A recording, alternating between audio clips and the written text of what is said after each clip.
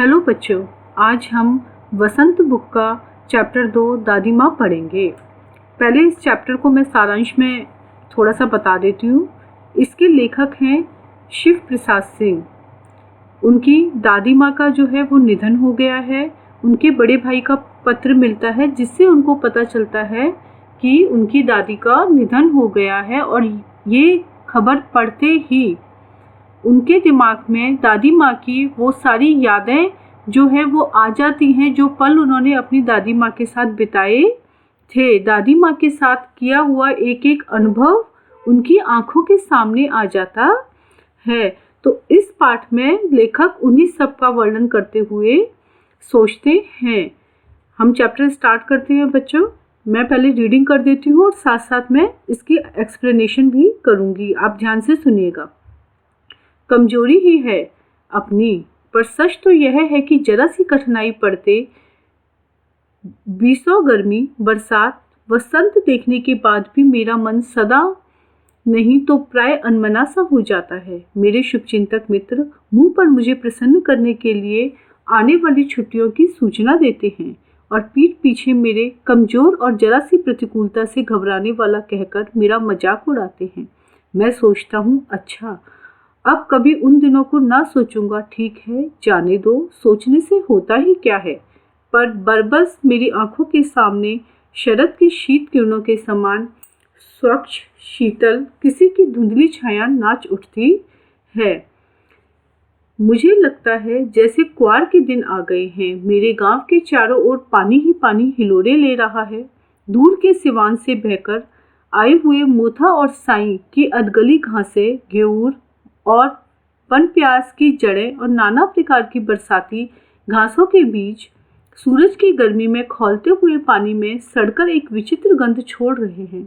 रास्तों में कीचड़ सूख गया है और गांव के लड़के किनारों पर झाग भरे जलाशयों में धमाके से कूद रहे हैं।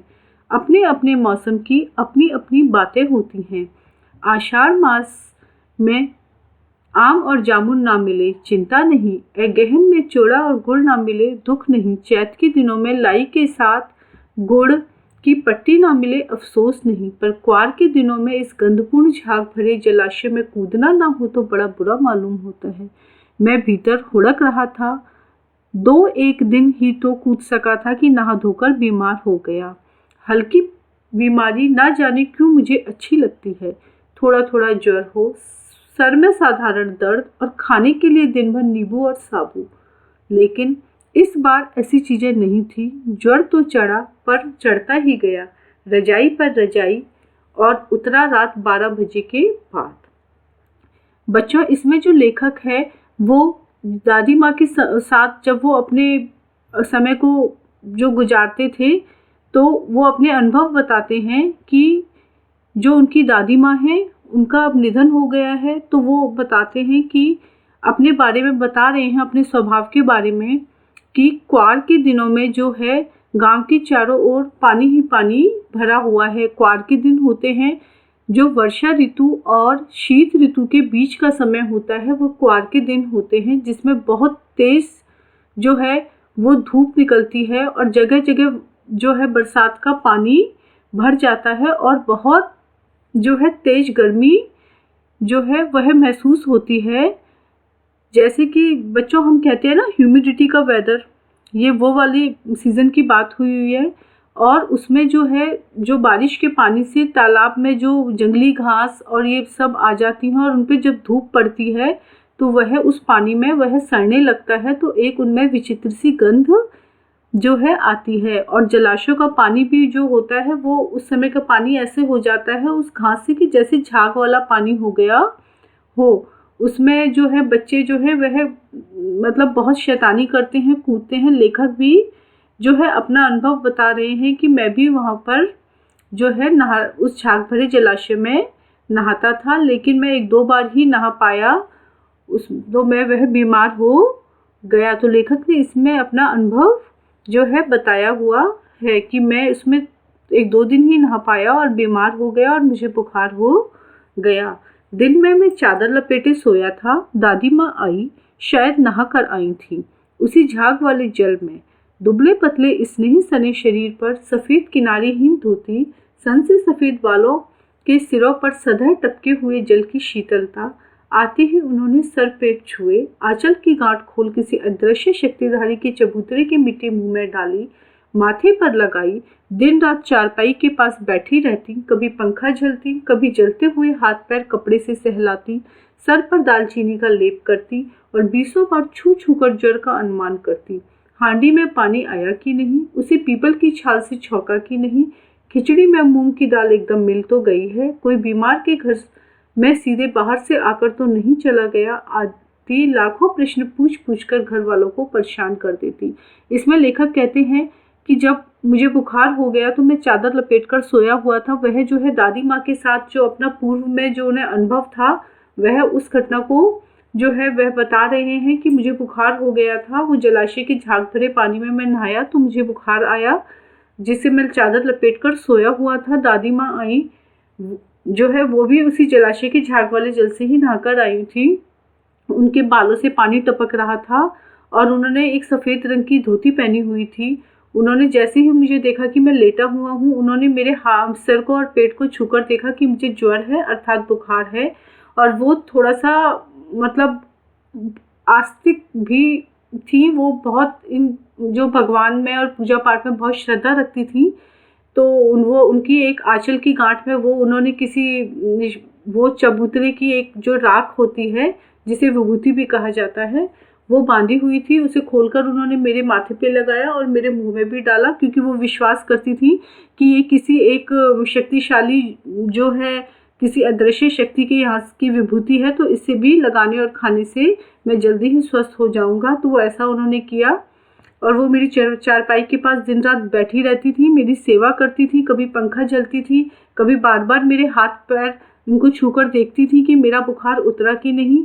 मेरे सर पर दालचीनी का लेप करती थी और वो सब मेरे लिए खिचड़ी बनाना और सब इन चीज़ों का बहुत ध्यान रखती थी।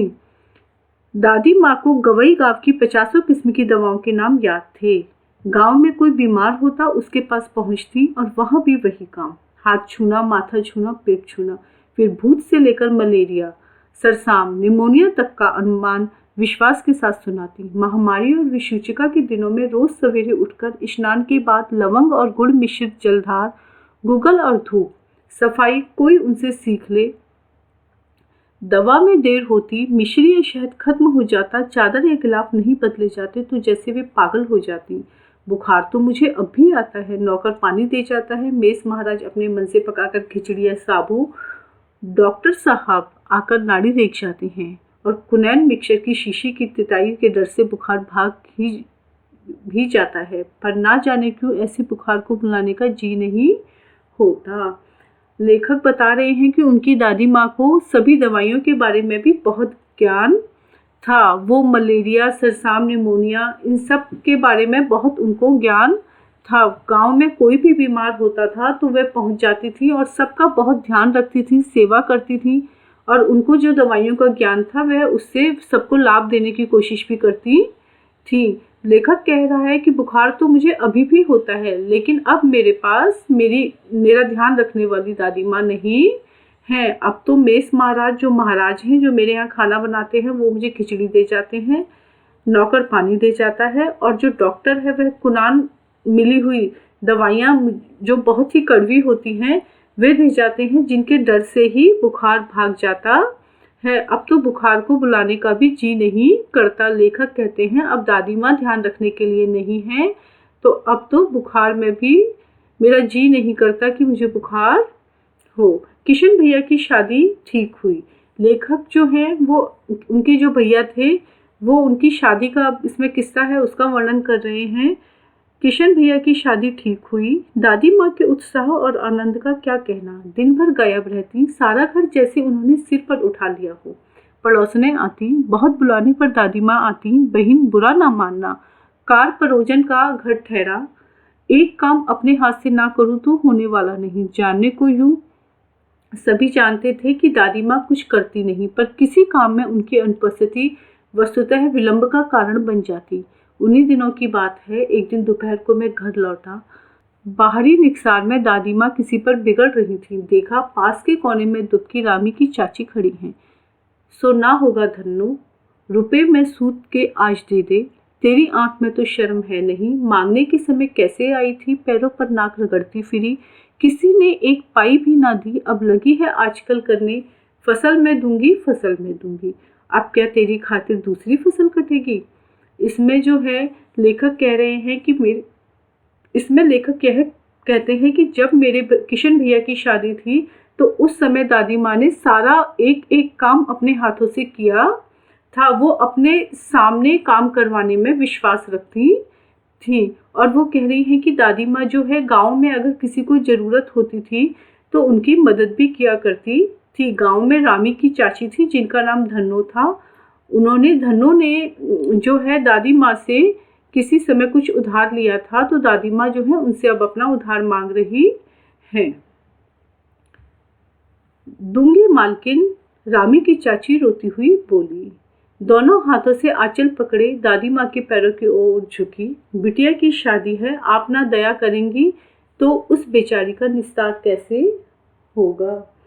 इसमें जो है वो धन्नो कहती हैं कि जब उनसे दादी माँ पैसे मांगती हैं अपने उधार दिए हुए, तो धन्नो कहती हैं कि मालकिन मैं दे दूंगी, मेरी बिटिया की शादी है, अगर आप मुझ पर दया नहीं करेंगी तो यह सब काम कैसे होंगे? हट हट, अभी नहा के आई हूँ। दादी माँ पीछे हट गई। जाने दो दादी, मैंने इस अप्रिय प्रसंग को हटाने की गरज से कहा। बेचारी गरीब है, दे देगी कभी। लेखक ने जब यह सब देखा तो लेखक ने कहा कि दादी माँ को आप रहने दीजिए, इसे जाने दीजिए, दे देगी। तो चल चला है समझाने। तो दादी माँ ने लेखक को भी गुस्सा कर दिया कि तू चल यहाँ से, मुझे समझाने चला है। मैं चुपके से आंगन की ओर चला गया। कई दिन बीत गए, मैं इस प्रसंग को भूल सा गया। एक दिन रामी की चाची मिली। वह दादी को पूतो फलो दूधो नहु का आशीर्वाद दे रही थी। मैंने पूछा क्या बात है धन्नो चाची? तो उसने विवल होकर कहा, उरिन हो गई बेटा, भगवान भला करे हमारी मालकिन का। कल ही आई थी, पीछे का सभी रुपया छोड़ दिया, ऊपर से 10 रुपए का नोट देकर बोली, देखना धन्नो, जैसी तेरी बेटी वैसी मेरी, 10-5 के लिए हंसाई ना हो, देवता है बेटा देवता। एक दिन जो लेखक हैं वह आ रहे थे तो रास्ते में उन्हें रामी की चाची धन्नो मिली, जो कि दादी को बहुत आशीर्वाद दे रही थी। तो लेखक ने पूछा कि आपका तो झगड़ा हो गया था, तो दादी माँ से आप आज आशीर्वाद दे रही हैं? तो उन्होंने बताया कि कल ही दादी आई थी, वो उन्होंने मेरा सारा कर्जा भी माफ़ किया और मुझे ऊपर से जो है और पैसे भी दिए कि तेरी बेटी की शादी है, अच्छे से अपनी बेटी की शादी करना। तो लेखक जो है वह यह दादी का इस प्रकार से व्यवहार देखकर बहुत हैरान हो गया कि मेरी दादी माँ ने, मतलब वो सबके लिए परोपकार की भावना भी रखती हैं। लेखक को बहुत खुशी हुई। उस रोज तो बहुत डांट रही थी। लेखक ने धन्नो से पूछा, उस रोज तो मेरी दादी बहुत डांट रही थी आपको? तो वह तो बड़े लोगों का काम है बाबू, रुपया देकर डांटे भी ना तो क्या लाभ। तो धन्नो ने कहा कि वह तो बड़े लोगों का काम है। मैं मन ही मन इस तर्क पर हंसता हुआ आगे बढ़ गया। किशन के विवाह के दिनों की बात है।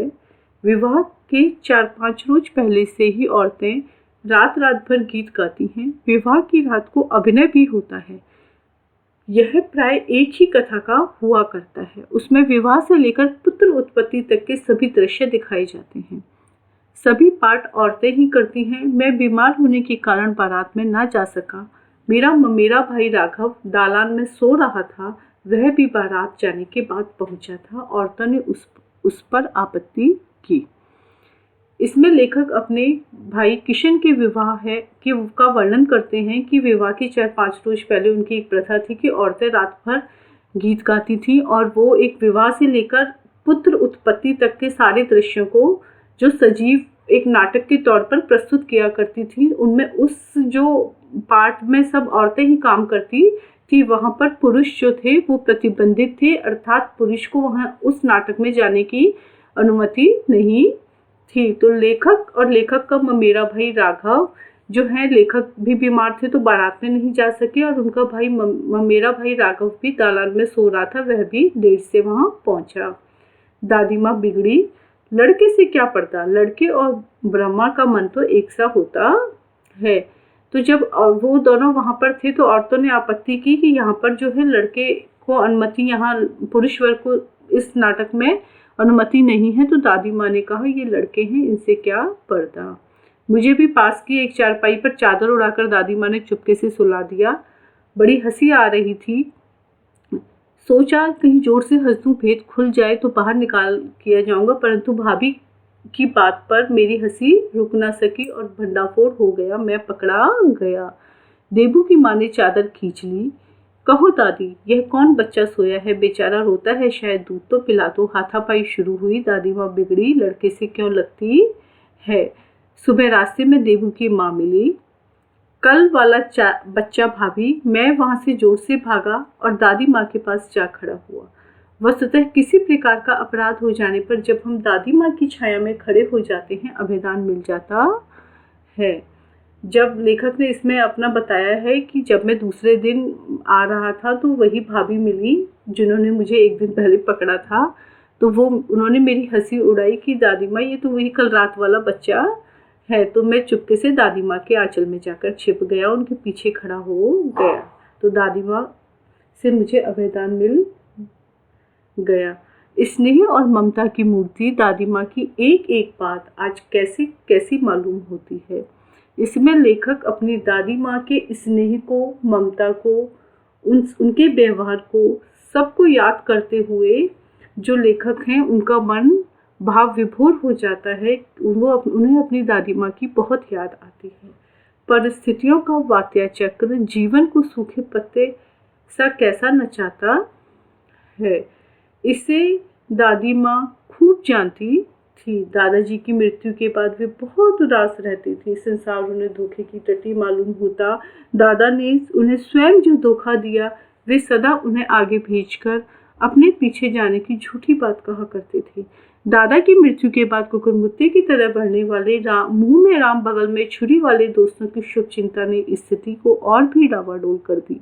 दादा के श्राद्ध में दादी माँ के मना करने के बाद भी पिताजी ने जो अतुल संपत्ति व्यय की वह घर की तो नहीं थी। नहीं, इसमें लेखक बताते हैं कि जो उनकी दादी माँ थी वो अंदर से बहुत मजबूत थी, जीवन के हर संघर्ष में डटकर खड़ी होती थी, परंतु दादाजी की मृत्यु ने उन्हें तोड़ दिया था। वे बहुत उदास जो रहने लगी, उन्हें संसार एक धोखा लगने लगा। जो दादाजी के समय में बहुत उनकी चापलूसी किया करते थे, दादाजी की मृत्यु के बाद सबने अपना जो व्यवहार है बदल लिया। उनके घर की आर्थिक स्थिति भी सही नहीं थी, क्योंकि दादाजी के श्राद्ध में लेखक के पिता ने बहुत खर्चा कर दिया, जिसके लिए उनकी दादी माँ ने मना किया। लेकिन लेखक के पिताजी ने इतना खर्चा कर दिया और वह सारा खर्चा उन्होंने बाहर से कर्ज लेकर किया। दादी माँ अक्सर उदास रहा करती। माँ के दिन थे, कड़ाके का जाड़ा पड़ रहा था, पछुआ का सन्नाटा और पाले की शीत हड्डियों में घुसी पड़ती। शाम को मैंने देखा दादी माँ गीली धोती पहने कोने वाली घर में एक संदूक पर दिया जलाए हाथ जोड़कर बैठी हैं। उनका स्नेह कातर आंखों में मैंने आंसू कभी नहीं देखे थे। मैं बहुत देर तक मन मारे उनके पास बैठा रहा। उन्होंने आंखें खोली। दादी माँ, मैंने धीरे से कहा। लेखक कहते हैं मेरी दादी माँ को मैंने कभी उदास नहीं देखा था, कभी उनकी आंखों में आंसू नहीं देखे थे। लेकिन एक दिन लेखक ने देखा कि दादी माँ घर के एक कोने वाले घर में एक संदूक पर दिया जलाकर बैठी हैं, हाथ जोड़कर। उनके घर की आर्थिक स्थिति भी ठीक नहीं थी, क्योंकि लेखक के पिता ने बहुत कर्जा ले लिया था, जिसकी वजह से उनकी आर्थिक स्थिति खराब हो गई थी। और जो दादी माँ बहुत परेशान रहती थी, उदास रहने लगी, और वो एक दिया जलाकर हाथ जोड़कर बैठी थी और उनकी आंखों में आंसू थे। लेखक ने जब उन्हें देखा तो लेखक का मन भी बहुत विचलित हो गया। लेखक ने पूछा, दादी माँ? तो दादी माँ बोली, क्या है रे, तू यहाँ क्यों बैठा है? दादी माँ, एक बात पूछूं, बताओगी ना? मैंने उनकी स्नेहपूर्ण आंखों की ओर देखा। तो क्या है, पूछ। लेखक ने पूछा। दादी, रोती हो? रोती थी? मतलब तुम रो रही थी? दादी माँ मुस्कुराई। पागल, तूने अभी खाना भी नहीं खाया ना? चल धोती तो बदल लो दादी माँ, मैंने कहा। तो दादी माँ बोली, मुझे सर्दी गर्मी नहीं लगती बेटा, क्योंकि दादी माँ की जो धोती थी वो गीली थी। तो लेखक बोले कि दादी माँ आप धोती बदल लीजिए। तो इस पर दादी माँ कहती है, मुझे सर्दी गर्मी नहीं लगती बेटा। वे मुझे खींचती हुई रसोई में ले गई। सुबह मैंने देखा चारपाई पर बैठे पिताजी और किशन भैया मन मारे कुछ सोच रहे हैं। दूसरा चारा ही क्या है, बाबू बोले। रुपए कोई देता नहीं, कितने के तो अभी पिछले भी बाकी हैं। वे रोने रोने से हो गए। रोता क्यों है रे, दादी माँ ने उनका माथा सहलाते हुए कहा। मैं तो अभी हूँ ही। जब लेखक के पिता बहुत परेशान हुए कि आर्थिक स्थिति ठीक नहीं है और उन्हें कुछ पैसों की जरूरत थी, तो दादी माँ ने उनका माथा सहलाते हुए कहा, मतलब कि दादी माँ जो थी वह इतनी मजबूत थी कि परिवार में ऐसी परिस्थितियां होने के बाद भी वो चट्टान की तरह खड़ी थी। उन्होंने लेखक के पिता के सिर पर प्यार से हाथ फेरते हुए कहा कि तुम क्यों चिंता करते हो, मैं हूं ना। उन्होंने अपनी संदूक खोलकर एक चमकती सी चीज निकाली। तेरे दादा ने यह कंगन मुझे इसी दिन के लिए पहनाया था। उनका गला भर आया। मैंने इसे पहना नहीं, इसे सहेज कर रखती आई हूँ। यह उनके वंश की निशानी है। उन्होंने आंसू पोंछकर कहा, पुराने लोग आगा पीछा सब सोच लेते थे बेटा। अर्थात दादी माँ ने घर की परिस्थितियों से निपटने के लिए दादाजी की आखिरी निशानी अपने वो कंगन भी लेखक के पिता को दे दिए। इसमें बताया गया कि दादी माँ जो थी वह हर परिस्थिति में जो थी वह तैयार थी और मजबूत, घर में सबको बहुत हिम्मत दे रही थी, बहुत मजबूत थी। सचमुच मुझे दादी माँ शापभ्रष्ट देवी जैसी लगी। धुंधली छाया विलीन हो गई। मैंने देखा दिन काफी चढ़ आया है। पास के लंबे खजूर के पेड़ से उड़कर एक कौवा अपनी घिनौनी काली पांखें फैलाकर मेरी खिड़की पर बैठ गया। हाथ में अब भी किशन भैया का पत्र कांप रहा है। काली चींटियों सी कतारें धूमिल हो रही हैं। आंखों पर विश्वास ही नहीं होता। मन बार बार अपने से ही पूछ बैठता है, क्या सचमुच दादी माँ नहीं रही? तो लेखक ने इसमें अपनी दादी माँ के सब स्वभाव का वर्णन पूरे इस पाठ में किया है और बताया है कि दादी माँ के साथ मैंने किस तरह से अपना समय गुजारा और दादी माँ का व्यवहार कैसा था। वो सब उन्होंने वर्णन किया कि दादी माँ जो थी वह हमेशा अपने परिवार के लिए संघर्ष करती रही। उन्होंने कभी हिम्मत नहीं हारी। अपने परिवार को हमेशा एक मजबूत स्तंभ, वो हमारे परिवार के लिए हमेशा एक मजबूत स्तंभ के रूप में थी और सब पूरे गांव के लिए वो बहुत परोपकार की भावना रखती थी, सबकी मदद करती थी। उन्हें सबके बारे में बहुत ज्ञान भी था। लेखक को जब बुखार हो जाता था तो किस तरह से दादी माँ उनकी सेवा किया करती थी। लेखक ने इस पाठ में सब कुछ जो है वर्णन किया है और लेखक ने बताया है कि मेरे किशन भैया का जो मुझे पत्र मिला है जिसमें लिखा हुआ है दादी माँ नहीं रही, तो इसे पढ़ते हुए मेरी आंखों में इस तरह से आंसू भर आए हैं कि मैं उस पत्र को पढ़ भी नहीं पा रहा हूँ और मेरा मन जो है बार बार अपने से ही यह प्रश्न पूछ बैठता है कि क्या सचमुच दादी माँ नहीं रही। बच्चों, इस तरह से ये पाठ समाप्त हुआ। अब हम अपनी दूसरी वीडियो में इस पाठ के क्वेश्चन आंसर करेंगे। प्लीज़ आपने अगर अभी तक मेरा चैनल लाइक और सब्सक्राइब नहीं किया है तो प्लीज़ इसे लाइक कीजिए और सब्सक्राइब कीजिए। Thank you.